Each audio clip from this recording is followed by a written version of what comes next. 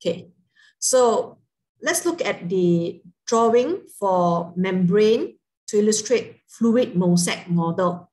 So the drawing you have already copied from my drawing. On top of that, you need to label all the different type of molecules, and then you need to indicate the thickness of the membrane, and you need to indicate the region that's hydrophobic and hydrophilic. So this is the best drawing so far that I can get, but even though it's the best, there's still some corrections to be done. Okay, so first thing is indicate the molecules. So I like this, every time when you use a bracket, you must make sure that your bracket actually touches the object that you want to indicate. So like for her case here, she actually touches the whole thing and label this as the thickness of the membrane, 7 nanometer. So it's very good. And even the way the student labeled the molecule is very, very good, because if you see, when she labeled glycolipid, right? Some students only point to the carbohydrate region and then label as glycolipid. So I wouldn't know whether you are referring to the carbohydrate or the whole molecule.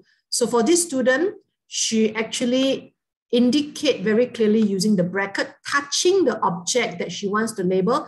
And this whole thing stretches from the carbohydrate region to the phospholipid molecule. This whole thing is called the glycolipid. So this is the best way to label the molecule. So she's very good. And over here also, she labeled this using a bracket, right? Stretches from carbohydrate chain to the protein and label this as glycoprotein. So it's very good. Okay. And cholesterol is also labeled, so it's good. Extrinsic protein label must point into the space of the object.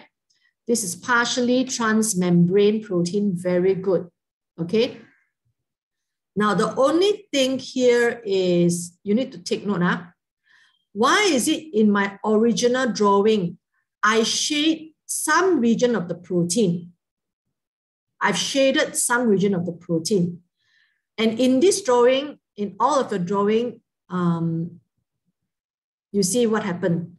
So a key is given here where orange color stands for hydrophilic region. Yellow color stands for hydrophobic region. So she has used orange color to indicate the hydrophilic region. So because of that, you no longer need to shade using line, because when I draw it in my PowerPoint, I don't have color. So I use the shading to indicate, okay, this is the hydrophilic region of my protein. And this part here is hydrophobic. So that's why I've shaded it. Can you see that? So this region that's shaded is actually facing the phosphate head because it's hydrophilic. So the shading here is actually indicating the hydrophilic region, which is redundant because it's already using orange color. So using orange color, you no longer need to shade anymore. So you have to remove the shading from all the protein molecules and shade. Like this one here must be orange color because extrinsic protein is immersed in the liquid. So this whole thing must be orange color, which majority of students did not indicate. Okay, so this is common mistake. And second common mistake is, of course, the channel protein. The shading in channel protein in majority of students are not correct. Why? Because they've forgotten that in the center of this protein, there's a water-filled channel. So the center part of the protein must be hydrophilic. So it's orange color. Only the part that's facing fatty acid tail will be yellow color, hydrophobic. So this is a common mistake among the students. So please go and do correction to your drawing, okay, after today, after this session. Now, phospholipid molecule is very well labeled, phospholipid. And she doesn't need to label hydrophilic region and hydrophobic because it's redundant. Again, whatever you have indicated is already sufficient. No need to repeat itself. It's redundant already. Okay. One more thing is the cholesterol molecule. Now, why is it that there is a shading here for the cholesterol molecule?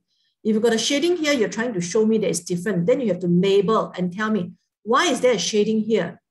If you're shading this to indicate this is a hydrophilic region, then you don't have to shade because you're using orange color to indicate that.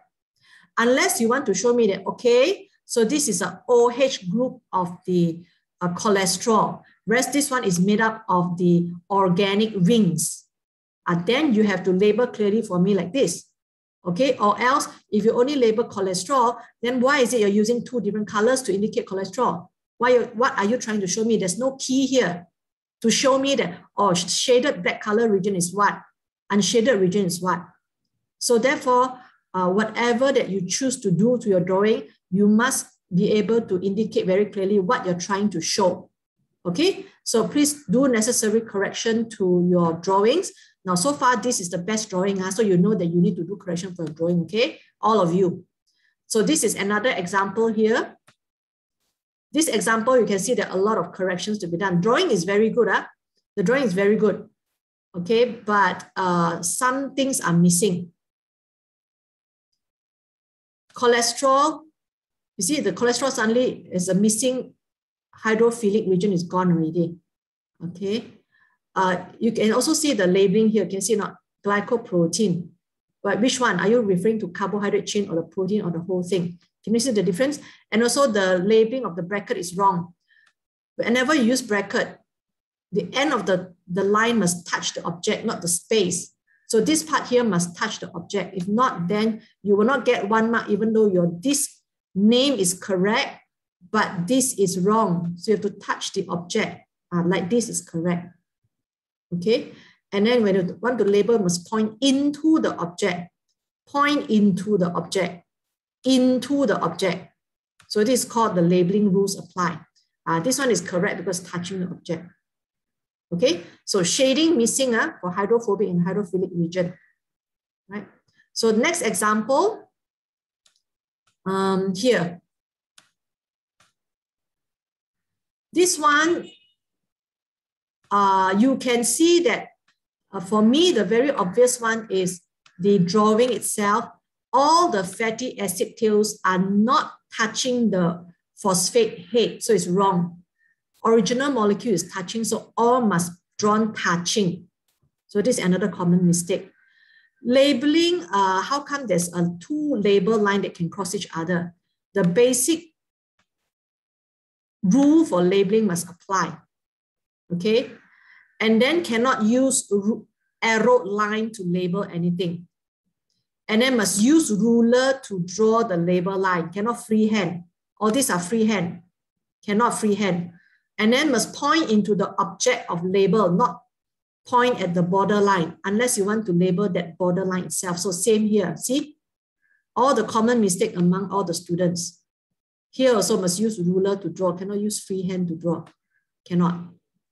Okay, other than that, the rest are actually quite good. So again, you see the shading. Whatever I draw, you all just cut and paste the whole thing in without thinking, how come teacher label this thing? I need to label or not? Just taro copy the whole thing. Okay, so here is wrong. See here, see not it's wrong, right? Because this region here is supposed to be blue color, right?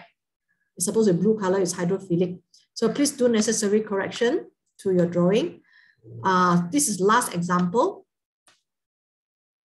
Last example, so let's see what are the things here. So again, same thing. The rule for labeling is wrong already, didn't follow the rules because this line is not ruled line. We must use ruler to draw, and label line must not have got arrow, so there must not be arrow, but all this got arrow, so it's wrong. And then suddenly like this some more. Sometimes arrow point to the object, sometimes the arrow point to the label. Not systematic, and this is definitely wrong. You can see this is wrong already. Not touching anything at all. It's touching the space. Fatty acid tail, how come hanging in the air one? How can the fatty acid tail hanging in the air? See not? Fatty acid tail hanging in the air. Okay? A lot of fatty acid tail hanging in the air like that. Cannot. Then protein also not across the membrane. See? This protein must be across the membrane. Right? This protein must be across the membrane all the way until this same region as your phosphate head. Okay? And then the shading is not clear. Which part is hydrophilic? Which part is hydrophobic? Not clear. Okay. So I will be going through your drawing, only your drawings. The rest I don't have to go through it. MCQ already marked. Okay, your structural question you already marked. I'm not going through it. So when I go through your drawing, if I put a tick like this, that means 100% correct. If I put a tick which is like this, that looks like a C, that means partially correct, just like this one here. Okay, this is partially correct. Then you need to check what are the things that are not correct that I've discussed in this session. Okay, and make necessary correction. Okay, so that's all for discussion for the membrane. Now we're going to look at the MCQ question, right? So is there any MCQ question that you want me to discuss?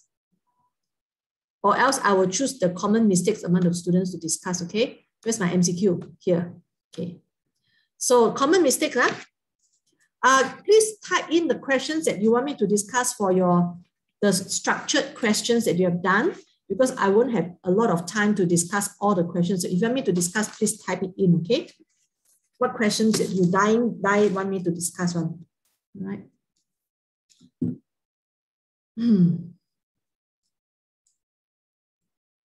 Okay, so MCQ first. Before I start MCQ. So let's look at question 3. What are the special features of allosteric enzymes that are controlled by feedback inhibition by the end products? Remember, you have learned about end product inhibition, whereby the end product of a series of reactions, which we call it as a pathway, right? The end product acts as an inhibitor to the first enzyme along the pathway. Okay, so therefore, they ask you, what is the position in a metabolic pathway for this enzyme here? Okay, so the position of this enzyme, it must be at the beginning of the pathway, right? So these two are possibly correct at the beginning. Then they ask you, what is the number of binding sites of this enzyme? Now, how many binding sites this enzyme got? It's got 2. One is for the substrate, so it's active site is for the substrate, and got the allosteric site is for the inhibitor to sit in. So therefore, the correct answer is C. Okay, so this question 3. Next is question 4. Okay, let's look at question 4. What property of enzyme is shown when their substrate concentration changes? So let us look at it one by one, the statement. The activity of the enzyme increases constantly with an increase in substrate concentration, which sounds correct, right? Because when substrate concentration increases, enzyme concentration also increases, because you have learned, not enzyme concentration, what did I say? When the substrate concentration increases, okay? When the substrate concentration increases, the passage talk about enzyme activity. Enzyme activity means the rate of reaction. So go back to the basic first. When you read this question, you go back to your basic, you have this in your mind, the graph that you have learned, relationship of rate versus substrate concentrations, go up as a straight line, start to curve, and start to becomes constant. So A looks like it's correct, but we have to read the rest of the statement first. B, enzyme activity decreases with increase in substrate concentration. So enzyme activity means the rate decreases is wrong. Then C, enzyme activity increase to an optimum and then decrease. Decrease is wrong because in the curve, it does not decrease at all. Okay, it only level off. Then for D, enzyme activity increases with increased substrate concentration until all the active sites are occupied. That means when all the enzymes are saturated, the enzyme activity no longer increases. So we can see that there are 2 possible answers that are correct here, isn't it? A and D. So the principle in MCQ, or the rule of thumb, is you must choose the best answer. So between A and B, which one is the best answer, means the most accurate answer? If you look at the theory that you've learned, the theory from the graph that you've learned, A only represents this part of the graph, okay, where the line increases linearly. This part is actually still increasing, but it's slowing down. So it starts to, the original line is a straight line over here, but this one is, the straight line starts to curve. right? It starts to curve. It's still going up, but it's curving. It's no longer linear, means straight line. So therefore, A only represents this part, whereas D represents the entire graph. So between A and D, which one is more accurate? D, isn't it? So therefore, D is a better answer than A. So that's why the answer is D. So MCQ, you must read all the answers and choose the best answer. Don't read A, say, yeah, A is correct, correct. No need to go B, C, D, D. Then goodbye, 1 mark gone. Okay, must read everything, huh? Okay, right, question 6. Question 6 is very interesting question. Okay, isocitrate dehydrogenase, whatever it means, is actually an enzyme of the Krebs cycle. Whatever it means is a series of reaction. Okay, its activity means the rate of reaction, right? Okay, its activity means the rate of reaction. In the presence and absence of ADP is shown in the graph below. So let us study the graph first. Every time when you study the graph, you have to look at what is the y-axis. Enzyme activity represents the rate of reaction. Okay, and what is my x-axis? Concentration of isocitrate.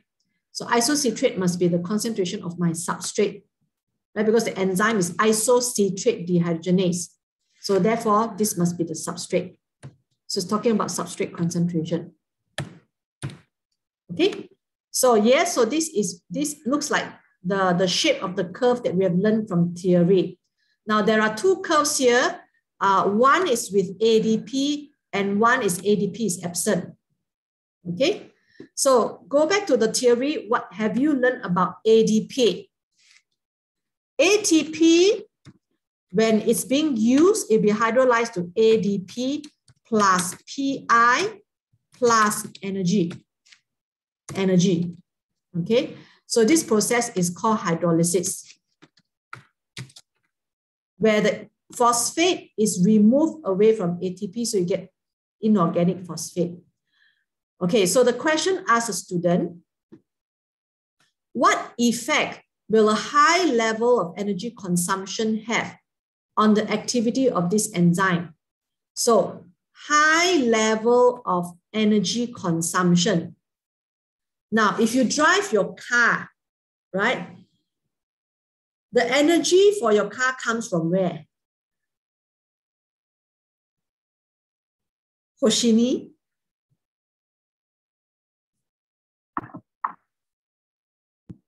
From the fuel. From the? Fuel.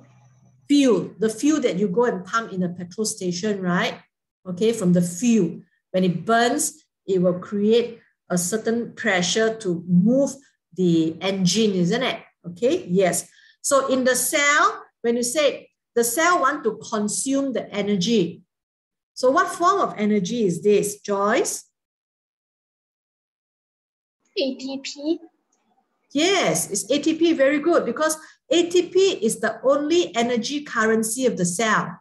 That means everywhere you go in the cell, if the cell needs energy, you have to pay them with ATP and nothing else. So therefore, when they say that there's a high level of energy consumption, that means the cell is using the ATP to obtain energy. Now, in order for the cell to get energy from ATP, the ATP has to be hydrolyzed. You see, when the ATP is hydrolyzed according to the equation, only the energy is released, and this energy is released for the cell to do its work. So whatever work you name it, remember you've learned it before, active transport, any movement, such as movement of the organelles along the microtubules, movement of spindle fibers during anaphase of mitosis, contraction of the actin and myosin during muscle contraction, anabolism. Anabolism means you are making a more complex molecule like protein from a simple molecule like amino acids. So all this work, when the cells need to do the work, ATP will have to be hydrolyzed to release the energy. So in this case, when they say that there is a high level of energy consumption in the cell, so what happened to enzyme activity? So we will expect that when you got high level of energy consumption, that means this rate of this hydrolysis will be high, you will have got a lot of ADP. So when you got a lot of ADP, that means the curve will be similar to this curve on top here. Okay, so therefore this curve on top is showing what? The activity will increase, yes, because it's high, isn't it? Okay, the activity will decrease, no. The enzyme will maintain a constant activity, no, it will increase because you've got more ADP, right? The activity will fluctuate up and down, no. So the best answer is A for question 6. Okay. Next one, I've got question 10. This one I choose from when I look at students' answers, okay? So I'm not marking for you, but I actually go through and check what are the common mistakes among the students, right? Because you already marked it already. Okay, question 10 is another very interesting question. If you look at the graph, right, straight away you know that this is actually graph of enzyme activity versus temperature, because below optimum temperature, Q10 equals to 2. Q10 equals to 2. That means when the temperature increased by 10 degrees Celsius, the rate will double. So the curve is not a straight line going up, but it's like exponentially going up, becoming higher and higher and higher and higher. You can see that? It's not a straight line going up like that. So therefore, this is definitely temperature. And it drops down very quickly. So therefore, this is B. Close eye also will know the answer. Okay? Unless you didn't master the few graph that is in your syllabus. There's only very few only, okay? Compared to uni, you need to study. That one is very few. 4 only. Very few. Okay, so please, when you have time to study biology, please study. Yeah? Don't wait until exam is near, then you want, oh, well, teacher, I want to study, but there's so many graphs, I get confused, this and that. Don't come and tell me, okay? When you've got time to study, study. Okay, be smart. Be smart means use your time and energy efficiently. Okay, right. Sometimes, how do you know it's smart? You have to associate with the wise people, then you know it's smart. Okay, don't associate with the fool. This is so important. Now, this, since I touched on it, now you're going to meet a lot of friends when you go to college or when you go to uni. It's very important who you mix with. Okay, so if you want to study well, you want to do well in an exam, you need to mix the friends that will encourage you, the friends that are hardworking, the friends that can help you, share things with you. You mix with this kind of friend. You mix with friends that encourage you to study. Don't mix with those friends that laugh at you. You see, we're all so free. You go and play games, we go party, why you work so hard? Okay, so this kind of friend, you better be careful, okay, or else you become one of them. Then all of you will cry together. And then everyone graduated and you receipt the paper. You cannot graduate yet. And then you all become good friends. Why? Good friends do the same thing and get the same result. So what result you want, please choose carefully. Friends will affect a big part of your life because they will affect your thinking. Because you want to be part of a friend, you will start to behave and think like your friend. Okay, so very important. That is very important. Okay, so question 14. No, question 14 no need lah. Question 14 need lah. Yes, question 14 need. Okay. Question 14. Now this graph looks very familiar to all of us, right? It looks like it's a graph whereby you roll the rock up the hill, isn't it? Remember? And then after that, on top of the hill, you just push the rock and then it will go all the way down and hit the heart, remember? So you have to overcome the activation energy, right? Okay. So the question shows you the energy changes in a chemical reaction. So this is your energy of substrate.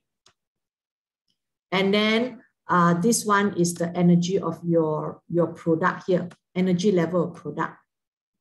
Okay, so this is an exergonic reaction. Energy is endergonic, exergonic. Energy is released. No, endergonic reaction. Energy is taken in. Okay, energy is taken in by substrate to raise the energy level to the product. So energy is taken in. Endergonic reaction. So the question asks, what would happen to the changes in energy if this reaction was controlled by an enzyme? So without enzyme, this is the activation energy needed, right? From the substrate all the way up to here. So this is the activation energy needed. Now, what does the enzyme do? Now, enzyme will reduce the activation energy, right? Okay, by providing an alternative pathway. So where's the alternative pathway? Because it reduces the activation energy, so the alternative pathway is now, it must be lower than original, so maybe it's here, right? The hue has been chopped off already. So can you see the red color pathway is different from the blue color pathway? So that's why we say that enzyme reduces the activation energy by providing an alternative pathway. Each of this point is 1 mark in exam. And then the third point is by holding the substrate in the active site in the right position for reaction to take place. Okay, so holding the substrate in the active site in the correct position for reaction to take place easily. And then of course, there are also catalytic R groups. Remember, I taught you there are 2 types of R group. One type will be holding the substrate into the active site, and the second type is a catalytic R groups, which will help in the maybe breaking the bonds, okay, or bond formation. Okay, another R groups will hold the substrate in the active site. So this is how the enzyme will help to speed up the rate of reaction. Okay, so what is the best answer here? Now, A, I would increase is wrong. I is always the same for my substrate, right? So A is wrong. B, 2 will decrease. The 2 will decrease is correct because my activation energy will become here already, right? It's from here to here already, so it's decreased already. So B is correct, but you cannot stop here. You must read all the answers in MCQ. You must choose the best answer. C, 1 and 4 would decrease. My 1 will not decrease, so therefore it's wrong. I don't even have to look at number 4. So C is wrong. D, 2 and 3 would decrease. Yes, just now I already said 2 will decrease. Will 3 decrease? Yes. 3 will decrease because now 3 is actually here already. Right, so 3 is decreased already. So between B and D, these 2 are correct, right? So which one is a more, the best answer? Of course, D is the best answer because D tell me more about something that's in the graph, okay, than B. So therefore the answer is D. So this is when you do the question, you learn that you have to read all the answers, then choose the best, because you want to make sure you score full marks for every question. Every question must try to score full marks, okay?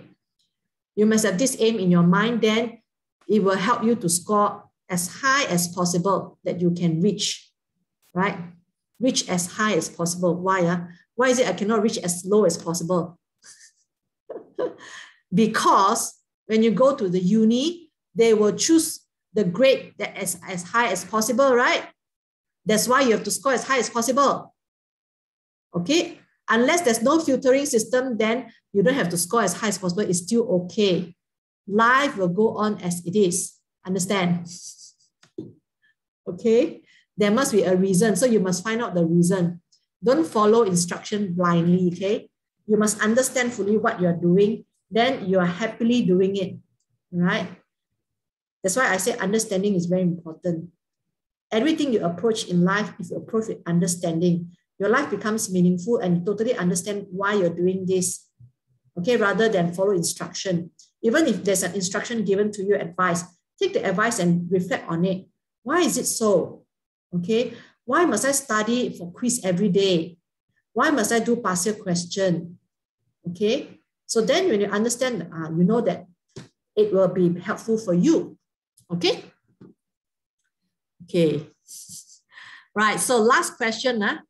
Last question is very interesting. So a piece of liver is triangular shape, right? A piece of liver, okay, is dropped into a hydrogen peroxide solution. So let's say, for example, this hydrogen peroxide solution in the beaker, I've cut off a small piece of the liver and I place it into the hydrogen peroxide solution. Okay, so my hydrogen peroxide is a substrate based on this passage, H2O2, right? When I put my liver in, my liver should be supplying me with the enzyme catalase, so which is an enzyme. Okay, my H2O2 is the substrate. Okay, so when enzyme and substrates are present, then of course the reaction will take place. So what will be formed is H2O2 will decompose. So this is where you learn the name of the process. It's called decomposition or breaking down of H2O2. To form what? To form water and oxygen. Okay? So this rapid change in reaction suggests, what? Okay, so this rapid reaction suggests what? So when you throw the piece of liver into H2O2, you start to see a lot of oxygen being released, a lot of bubbling. So what does this suggest? A, liver contain a lot of germ, is it? Cannot be, right? If a lot of germ, whether got H2O2, so you must be able to see a lot of oxygen, isn't it? Okay. B, liver is a substrate for hydrogen peroxide. No, H2O2 is a substrate, so not liver. C, liver contains enzyme that breaks down hydrogen peroxide. Yes, possibly correct. D, hydrogen peroxide is a powerful enzyme. No, it is a catalase as a powerful enzyme. So the only answer is C. Okay, so now, did I stop recording all the while just now? Yes, I do. Sailor. Do you have any more questions?